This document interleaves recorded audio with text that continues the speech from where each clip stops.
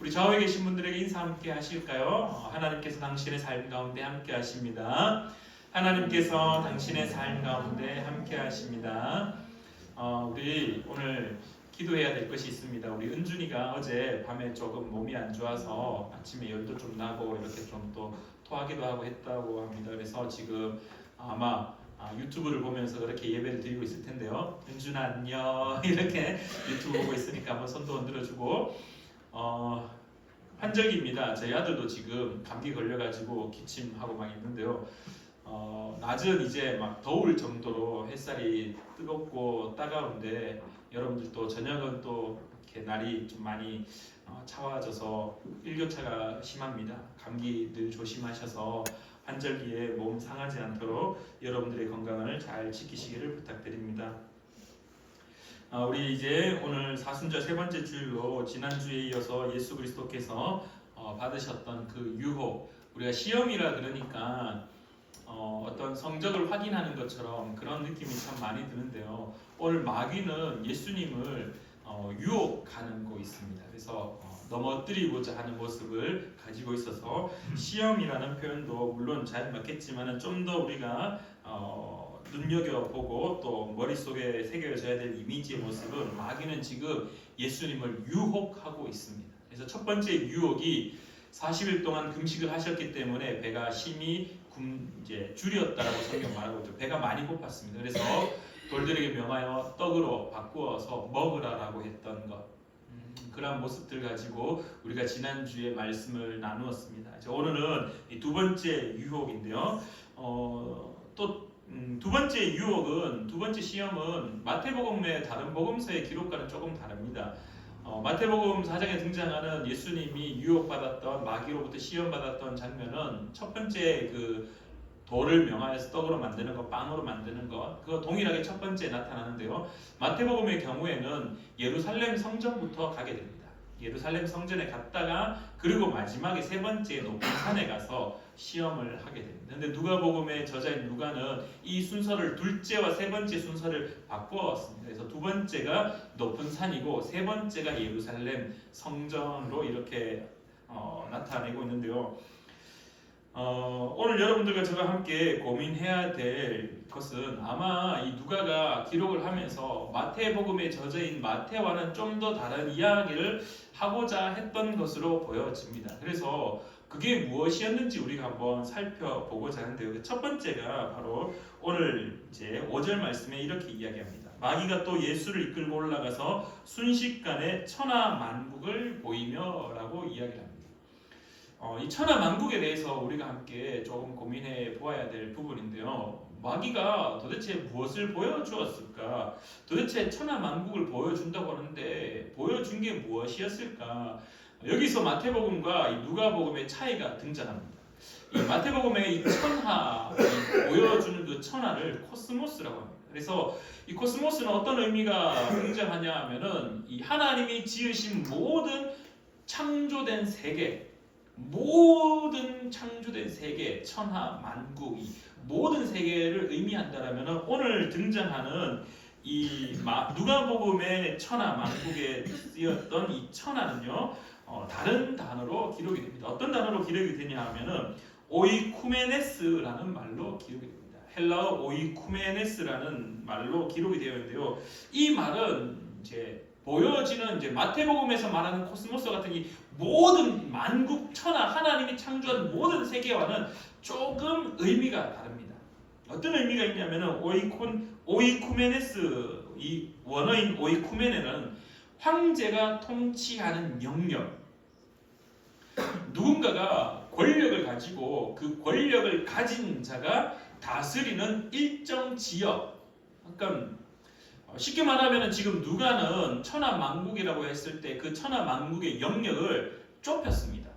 어떻게 좁혔냐면 하나님의 창조한 모든 세계의 의미에서 이 저자인 누가는요, 어떻게 했냐면 로마 황제가 다스리고 있는 그 영역으로 한정 짓게 되고 또 이 좁은 세계만을 보여준다는 것보다는 누가 다스리고 있느냐에 대한 주목도를 가지고 있습니다. 쉽게 말해서 지금 누가는요, 예수님에게 무엇을 보여주었는가라고 질문하면은 황제가 다스리던 땅, 로마가 다스리고 있었던 그 모든 땅을 예수님에게 보여주었다라는 겁니다. 그러면 왜 보여주는가? 마귀가 예수님이 그 높은 산에 올라가서 천하 만국을 보여주면서 이르되 이 모든 권위와 그 영광을 내가 내게 주리라. 이것은 내게 넘겨준 것이므로 내가 원하는 자에게 주노라. 도대체 보여주었던 그 천하 만국의 실질적인 의미가 무엇이었느냐라고 우리에게 질문한다라면 마귀는 예수님이 이 땅 가운데 왕으로 오셨다는 사실을 알고 있었습니다. 우리 지난주에 말씀을 나누었듯이 마귀가 예수님이 누구인지 알고 있었느냐라고 질문했을 때 마귀가 이렇게 이야기하죠. 네가 만일 하나님의 아들이거든 이라고 말을 시작합니다.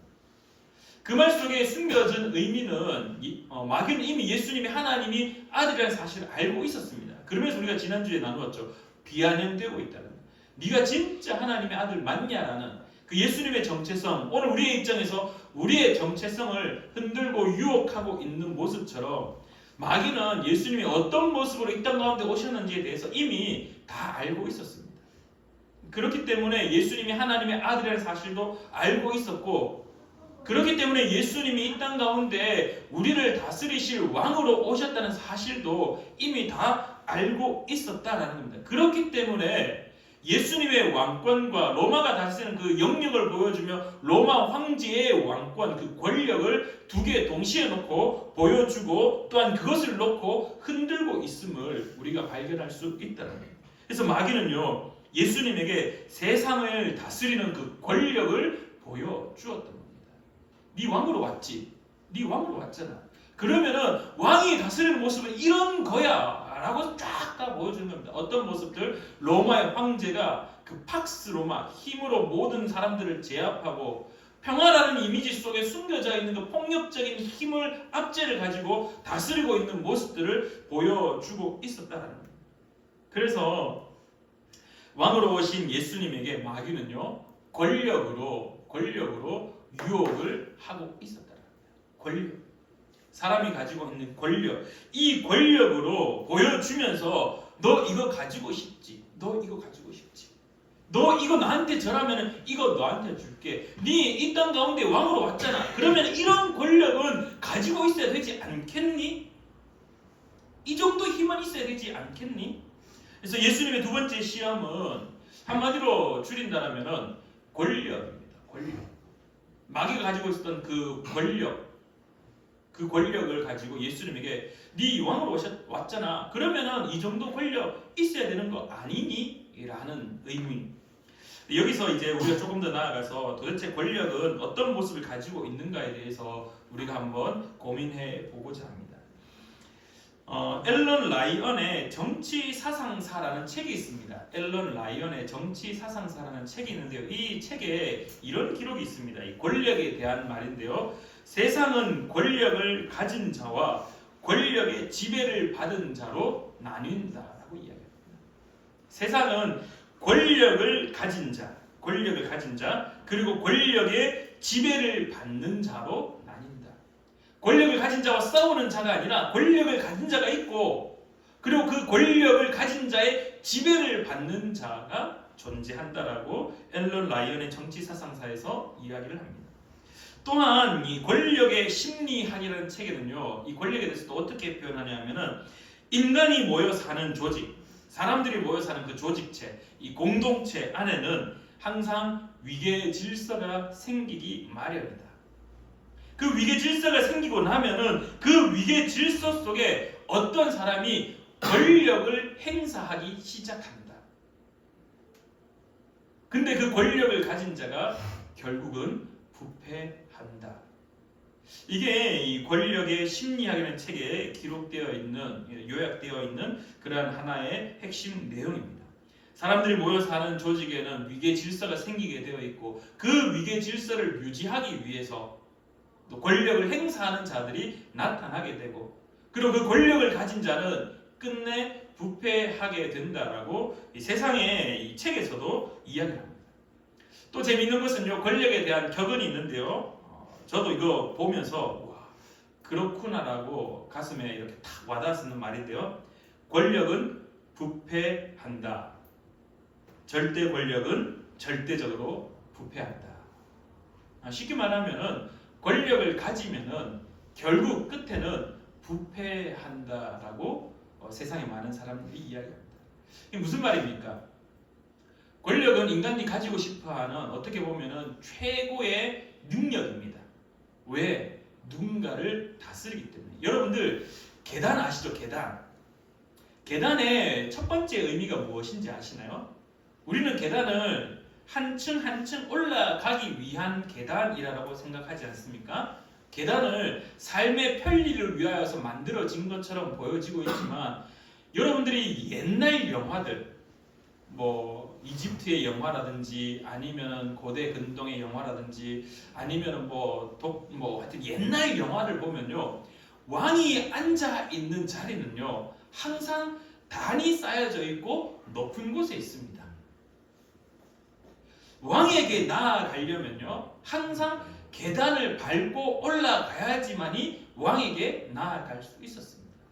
이제 계단은요 무엇을 상징하냐면은 왕의 권력을 상징하는 도구였습니다. 왕은요 절대적으로 동등한 위치에 서 있지 않습니다. 왕은요 자기가 다스리는 사람과는 똑같은 높이의 의자에 앉아 있지 않습니다. 왕은요 항상 단을 쌓았습니다.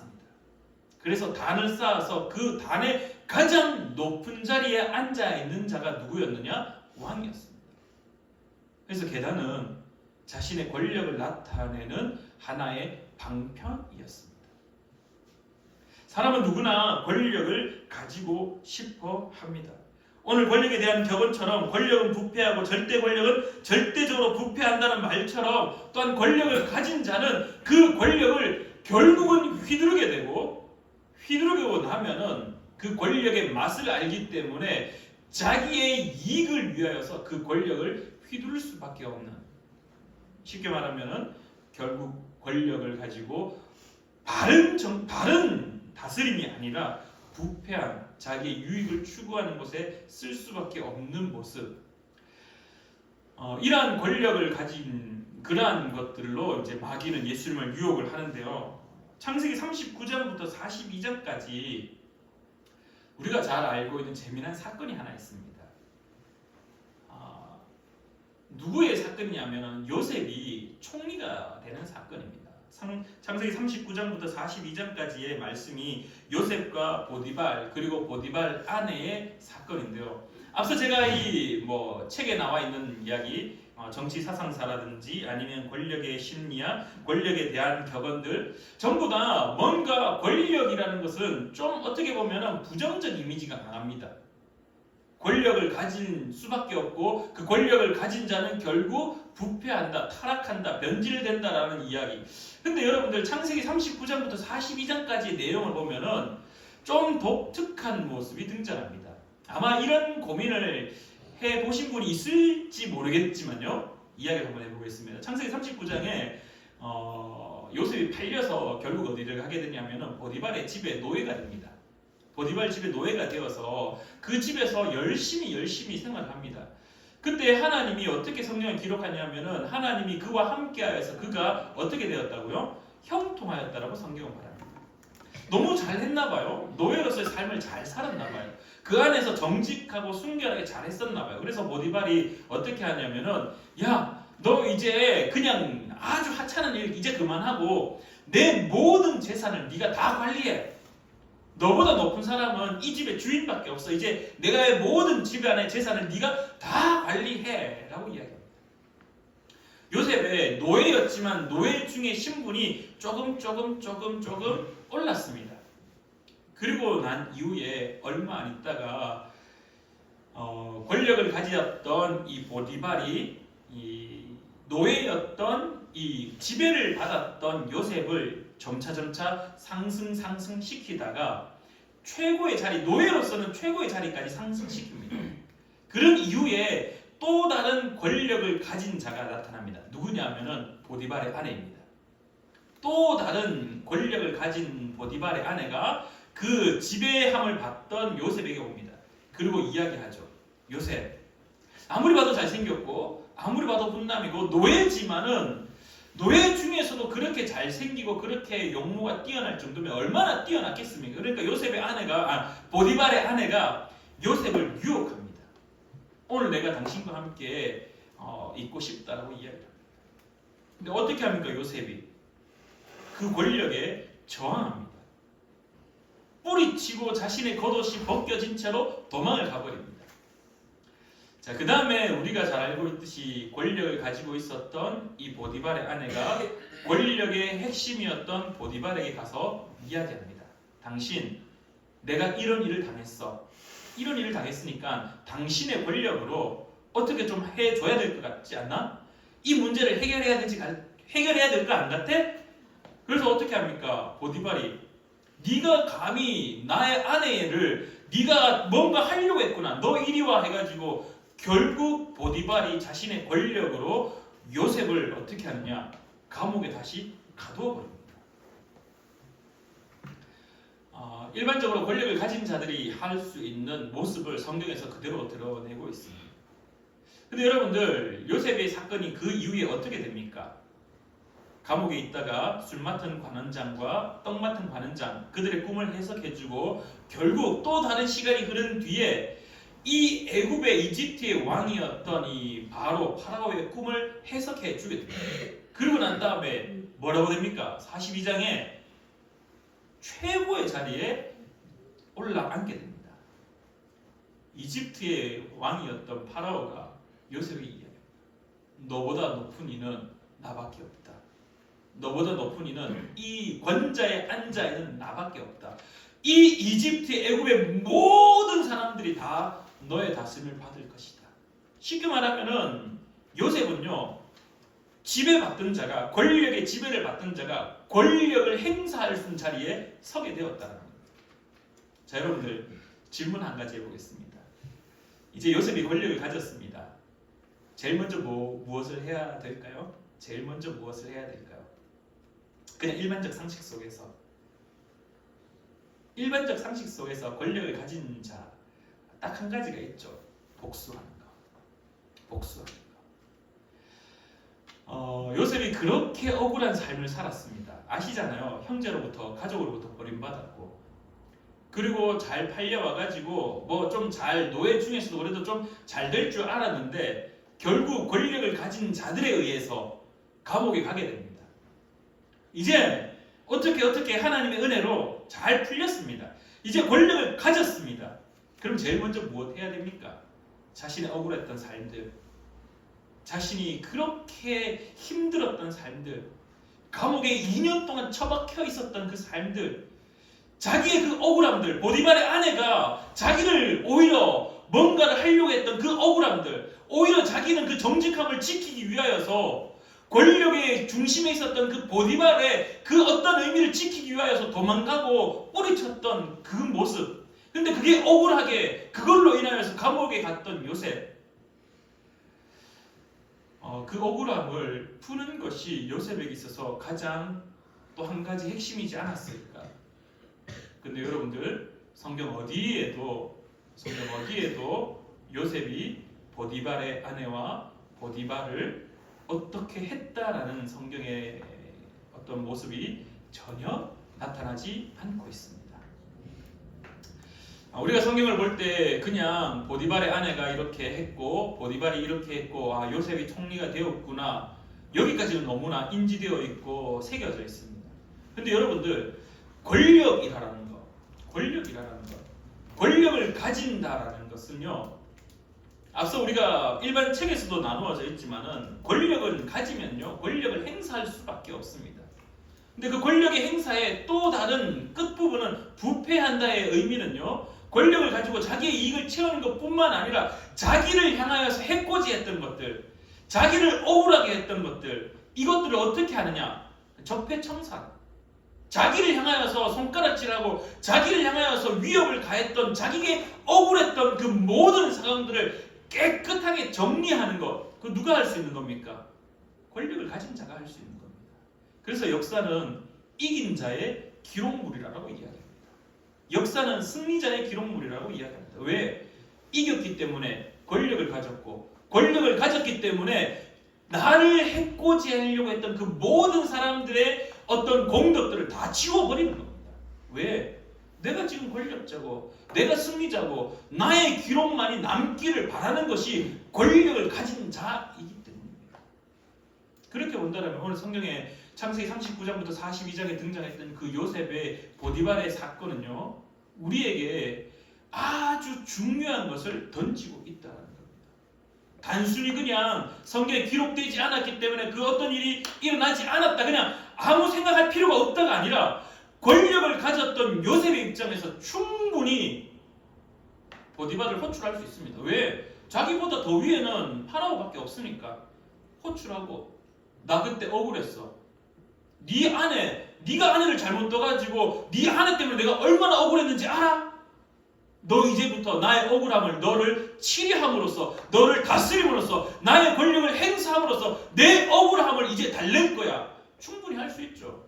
우리의 역사 속에 많지 않습니까? 연산군들, 자기 어머니 죽음, 역사 속에 그런 일들이 얼마나 많습니까? 권력을 가졌을 때 그 권력을 가지고 자기의 억울함을 해결하려고 했던 모습들. 오늘 예수님이 시험당했던, 유혹받았던 것, 로마 황제의 권력들, 네가 이 권력을 가지면 네 모든 억울함을 다 해소할 수 있어. 네가 이 권력을 가지면 이 시대를 다 다스릴 수 있어. 네가 나한테 절만 한다라 하면 네가 지금까지 가지지 못했던 그 권력을 가지고 이 세상을 다스릴 수 있어. 사랑하는 우리 푸른나무교회 성도님들, 권력은 뭐 정치인들만 가지고 있는 거라고 생각할 수 있지만요, 권력은요 가정에서도 행사합니다. 권력은요 내 삶의 자리에서도 행사할 수 있습니다. 권력은요 내가 살아가고 있는 그 모든 현장에서 나타낼 수 있습니다. 내가 당신보다 조금 더 우월하다라는 그 우월감이 내 속에 있는 순간 나는 권력을 행사하는 자. 제가 가정에서 참 부끄럽지만 예전에는요 권력을 행사했습니다. 권력을 행사했습니다. 어디 감히 남자가 주방에서 이런 말도 안 되는 권력을, 그게 권력을 가진 자의 어떠한 심리였고 권력을 행사하는 모습이었어요. 권력 그러니까 막 멀게 보여지고, 권력 그러니까 막 뭐 왕의 자리에 있는 사람들, 정치하는 사람들, 정말 막 부자들, 물론 그 사람들도 권력을 가지고 있죠. 근데 여러분들, 권력은요 집 안에서도 지가 왕이라고 생각하는 순간 권력을 행사하는 거예요. 저희 집에 한 명이 있습니다. 세자저하라고. 얼마나 물을 갖다 달라고 하는지요. 뭐 밥을 먹으면은 아빠 물 좀 떠줘, 아빠 이것 좀 해줘. 얼마나 세자저하의 권력을 펼치는지요. 그러나 오늘 성경에서 우리에게 보여준 예수님의 두 번째 시험은 이런 권력을 가지는 것에 대한 유혹. 네가 과연 이 유혹 앞에, 권력을 가지면 얼마나 편리하게 살 수 있는지 모릅니다. 권력을 가지면요 다 시키면 되니까. 권력을 가지면요 다 편리할 수밖에 없습니다. 권력을 가졌다라는 것은요, 왕의 자리에 있다라는 것은요, 나는 가만히 있어도 돼. 왜? 나의 아래에 있는 사람들한테 다 시키면 되는 거니까. 다 시키면 되는 거니까. 예수님이 보았던 천하만국, 마귀가 보여줬던 천하만국은요, 로마 황제가 권좌에 앉아서 로마의 모든 시민들과 로마의 모든 노예들에게 자신의 그 황제의 명령으로 시키는 것, 그리고 그들이 다스림을 받는데, 다스림의 의미가 복종하는 것, 피지배자로서 그 일을 억울하게도 억압받으면서 그냥 그 일들을 그냥 하소연할 때도 없이 그냥 물 떠오라면 물 떠오고, 지푸라기로 뭐 만들려면 만들고, 그냥 까라면 까는 인생. 마귀가 예수님에게 보여줍니다. 야, 네가 이 권력을 가지면은 너도 로마 황제처럼 이렇게 할 수 있어. 이렇게 할 수 있어. 창세기 39장 42절의 말씀에서도 요셉이 했던 것은요, 그거 똑같이 권력자의 자리에서 권력을 행사하는 것이 아니라 성경에 싹 지워버려, 없어버려. 왜? 요셉은 하지 않았다라는 것을 우리에게 보여주고 있습니다. 그러면서 예수님의 대답까지 우리 같이 한번 고민해 보고자 하는데, 예수님이 이렇게 대답합니다. 8절에 예수께서 대답하여 이르시되 기록된 바 주 너의 하나님께 경배하고 다만 그를 섬기라 하였느니라. 아멘. 예수님이 권력에 대해서 위해서 어떻게 우리에게 자신의 몸으로 보여주었느냐 하면요, 빌립보서 2장 5절부터 8절까지의 말씀 우리가 한번 읽어보고자 합니다. 빌립보서 2장 5절부터 8절까지의 말씀을 제가 읽어드리겠습니다. 너희 안에 이 마음을 품으라. 곧 그리스도 예수의 마음이니 그는 근본 하나님의 본체시나 하나님과 동등됨을 취할 것으로 여기지 아니하시고 오히려 자기를 비워 종의 형체를 가지사 사람들과 같이 되셨고 사람의 모양으로 나타나사 자기를 낮추시고 죽기까지 복종하셨으니 곧 십자가에 죽으심이라. 아멘. 예수님이 권력 앞에 어떻게 했는지 예수님의 대답은 기록된 바 주 너의 하나님께 경배하고 다만 그를 섬기라. 다시 오늘 우리에게 적용한다면은 예수님이 어떻게 했는지 기억해보라. 예수님이 권력을 가진 자였지만 어떻게 했는지 그 기록물을 읽어보라. 말씀을 통해 보라. 무엇인가? 첫 번째, 예수님은 권력을 내려놓으셨습니다. 오히려 예수님은 권력을 내려놓으셨습니다. 빌립보서 2장 5절에서부터 8절 말씀이 이렇게 이야기합니다. 그는 근본 하나님의 본체시나 하나님과 동등됨을 취할 것으로 여기지 아니하시고 오히려 자기를 비워 종의 형체를 가지사 사람들과 같이 되셨다. 권자에 앉아야 될 분인데, 아니 오히려 그분의 그 자리에 앉아 있던 분인데, 그 권력을 가지셨던 분인데, 근데 그 권력을 행사하는 것이 아니라 오히려 그 권력을 내려놓았다. 요셉을 떠올리십시오. 권력을 가졌지만은 보디발을 호출하고 보디발의 아내를 불러서 삼자 대면해가지고 내가 언제 그랬니? 내가 언제 너 유혹했니? 네가 나한테 잘못한 거잖아. 나 억울해. 이런 권력을 행사하는 것이 아니라 그 권력을 오히려 내려놓으셨다. 오히려 그 권력을 내려놓으셨고 예수님은 겸손하셨습니다. 그리고 예수님은 더 나아가서 인간의 삶에 함께 하셨습니다. 예수님이 동행하기 시작하셨습니다. 권력을 가진 자로 권력을 행사하고 누구를 다스리려고 했던 것이 아니라 그냥 내려오셔서 우리와 똑같이 히브리서 2장의 18절 말씀처럼 시험을 받으셨고 그 시험을 오히려 받는 것을 통해서 우리가 받는 시험을 알고 있다. 그래서 내가 너희들의 마음과 함께 하겠다. 공감하겠다. 그 마음을 위로하겠다. 우리와 함께 하겠다라고 말씀하고 계십니다.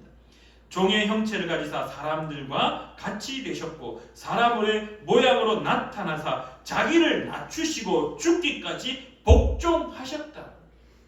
예수님은 그런 분입니다. 권력 앞에서 어떻게 했느냐? 권력을 내려놓으셨고 심지어 내려놓는 것뿐만 아니라 우리하고 똑같이 우리의 삶과 함께 하시면서 우리가 동행하시면서 우리의 마음을 공감하시며 우리의 삶을 위로하고 계신다. 그리고 마지막으로 세 번째는요, 예수님의 희생이 등장하고 있습니다. 곧 십자가에 죽으십니다. 앞서도 언급드렸습니다. 권력을 가진 자는 어떻게 합니까? 권력을 행사할 수밖에 없습니다. 그리고 그 권력의 끝은요, 자기 이익입니다. 자기 유익입니다. 그래서 그것을 학자들은요, 변질했다, 부패했다라고 이야기합니다. 근데 오늘 예수님은 우리에게 무엇을 보여주시느냐? 예수님의 권력의 끝은요, 죽으심이었습니다. 십자가에 죽으셨습니다. 누구를 위해서? 오늘 저와 여러분을 위해서 죽으셨다라는 겁니다. 사랑하는 우리 푸른나무 교회 성도님들, 우리는 많은 유혹들이 있습니다. 그 유혹 중에 예수님 받았던 그 두 번째 유혹인 권력. 사람은 다 가지고 싶어합니다. 누군가를 다스리고 싶어하는 것, 지배하고 싶어하는 것, 뭔가 자꾸 시키고 싶은 것, 뭔가 내 말을 듣기를 원하는 것. 근데 오늘 성경은 우리에게 무엇을 가르치느냐? 예수님을 바라보라라고 이야기합니다. 예수님은 그 권력 앞에 오히려 그 권력을 내려놓으셨고, 그리고 오히려 우리와 똑같이 지배받는 사람과 똑같이 함께 하셨고, 심지어 이제 지배받는 사람들의 마음을 위로하고 구원하기 위하여서 십자가에 죽으심으로 예수 그리스도의 희생을 우리에게 보여주고 있다는 겁니다. 집안에서 권력을 가진 자로 살고 싶으십니까? 그러면은 권력을 내려놓으십시오. 물 떠오라라고 시키는 것이 아니라 물 떠서 갖다 바치십시오. 직장에서 누군가에게 내가 부장이고 내가 뭐 상부고 이사기 때문에 넌 내 말을 들어야 된다? 아니요. 오히려 그 자리에서 그 상무 어떤 이사의 어떤 직책으로 가지고 있는 그 권력들을 내려놓는 것이 예수 그리스도께서 우리에게 가르치시는 모습입니다. 직원들의 마음을 이해할 수 있는 자리까지 내려오는 것, 그게 진짜 예수님의 마음이지 않을까. 사랑하는 여러분의 삶에 그러한 권력 내려놓음이 있기를 간절히 축원합니다. 예수님의 두 번째 시험이었던 그 권력 앞에 예수님의 행동은 빌립보서 2장 5절부터 8절까지의 말씀이 정확한 모범 답안이 아닌가. 사랑하는 우리 푸른나무교회 성도님들, 여러분의 삶의 자리, 가정에서든 직장에서든 어떠한 자리에서든 권력을 탐하여서 그 권력을 행사하는 자가 아니라 오히려 그 권력을 내려놓고 같이 공감하며 동행하며 오히려 여러분을 죽임으로 여러분의 희생으로 그 공동체가 다시 회복되어지기를 간절히 축원합니다. 기도하겠습니다. 참 좋으신 하나님 아버지, 많은 이들이 권력 앞에 목숨을 겁니다. 권력을 가져야만이 이 시대 속에 살아갈 수 있다라고 이야기합니다. 권력을 가지고 그 권력을 행사할 때 자기에게 유익이 있다라고 여전히 말들을 합니다. 여전히 마귀는 그 권력을 가지고 우리를 유혹합니다. 하나님 아버지, 오늘도 다시 한번 예수 그리스도께서 그 유혹에서 이겨내는 모습을 바라봅니다. 바울 사도가 언급했듯이, 바울 사도가 말씀하였듯이 예수 그리스도의 마음을 품어서 예수님의 겸손과 예수님이 함께 하셨던 모습과 예수님의 희생을 기억하여서 권력을 가진 자, 권력을 행사하는 자가 아니라 권력을 내려놓고 그들의 마음을 공감하며 그들 속에 섬김의 모습으로 살아가는 사랑하는 우리 푸른나무교회 성도님들 될 수 있도록 도와주시옵소서. 함께하여 주심에 감사드리며 예수님의 이름으로 기도드립니다. 아멘.